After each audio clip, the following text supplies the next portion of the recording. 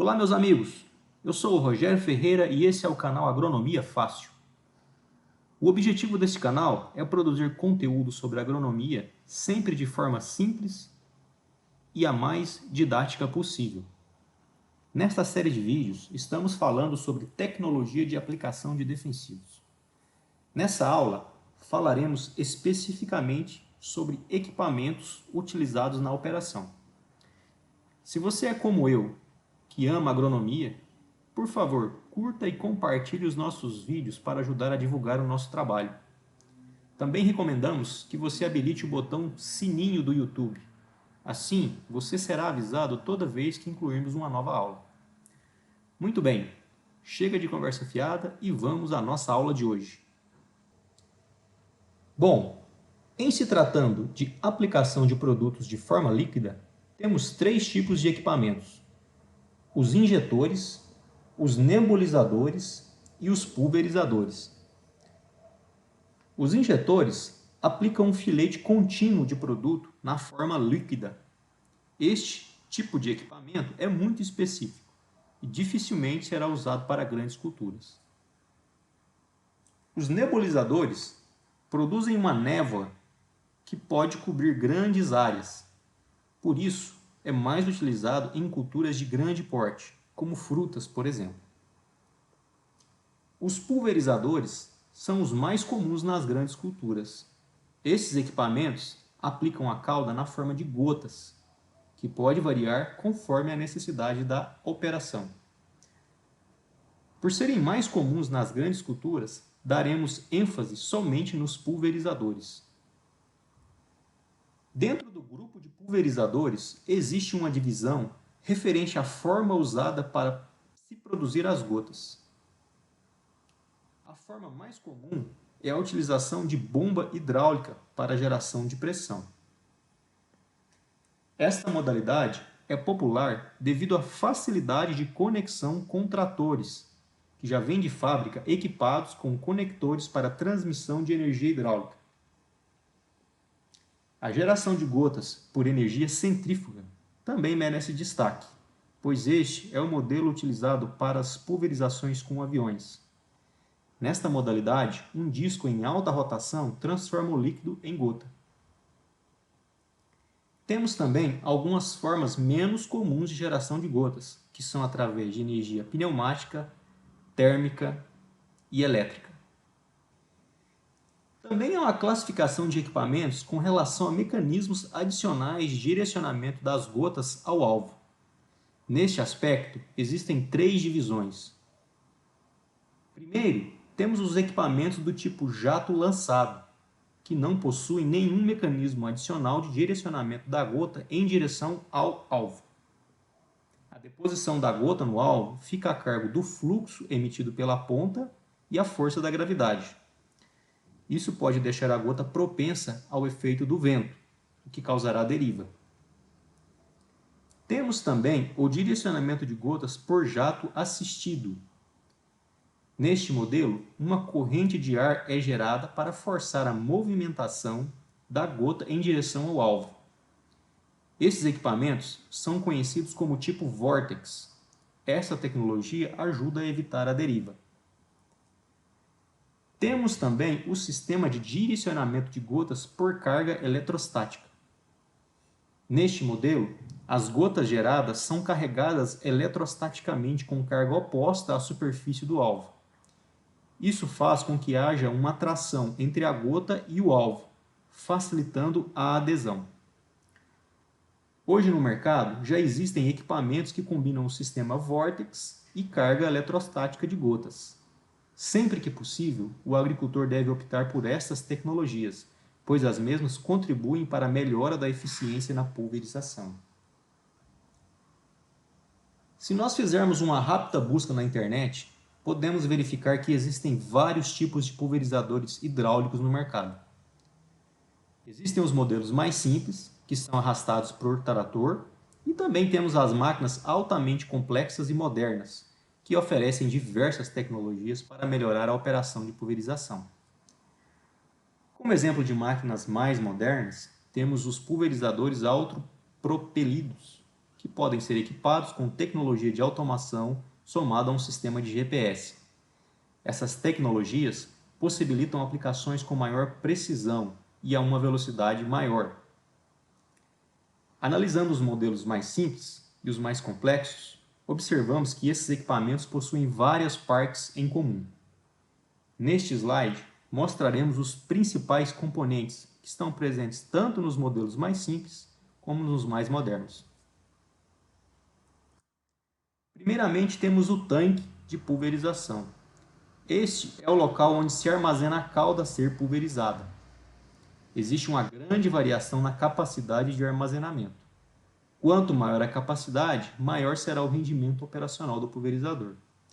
O tanque precisa de um sistema de agitação para manter a calda em condição homogênea.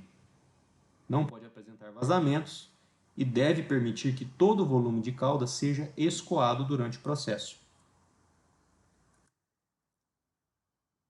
Os registros também são muito comuns em um sistema de pulverização. Eles servem para interromper o fluxo do líquido para evitar derramamento de produto quando a máquina está parada, por exemplo. Podemos ter vários registros em um mesmo pulverizador. Os filtros servem para retenção de impurezas que podem eventualmente danificar ou entupir o sistema de pulverização. Geralmente existem filtros na boca do tanque, na tubulação de saída da calda e um pouco antes da bomba, na linha de pulverização e antes de cada bico de pulverização. A bomba é o equipamento que gera a pressão que empurra a calda para a saída dos bicos, em forma de gota. As bombas podem gerar pressão por sistema de pistão, diafragma, roletes, engrenagens e centrífugo. No Brasil, é mais comum o uso de bombas de pistão em pulverizadores de arrasto e centrífugas nos equipamentos autopropelidos. As bombas de pistão têm sua capacidade diretamente ligada à rotação da tomada de força do trator e são projetadas para trabalhar em uma rotação de 450 a 540 rotações por minuto, também conhecido como RPM. No Brasil, a capacidade nominal de uma bomba é medida a 540 RPM. A unidade de medida é dada por litros por minuto. Se for empregada uma rotação menor, uma regra de 3 simples deve ser usada para calcular a vazão. Vejamos o exemplo. Uma bomba com capacidade de 40 litros por minuto, se for empregada uma rotação de 450 RPM, irá gerar uma vazão de 33,3 litros por minuto.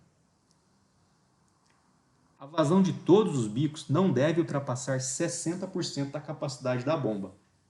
O restante da capacidade geralmente é direcionado para a agitação da calda no tanque.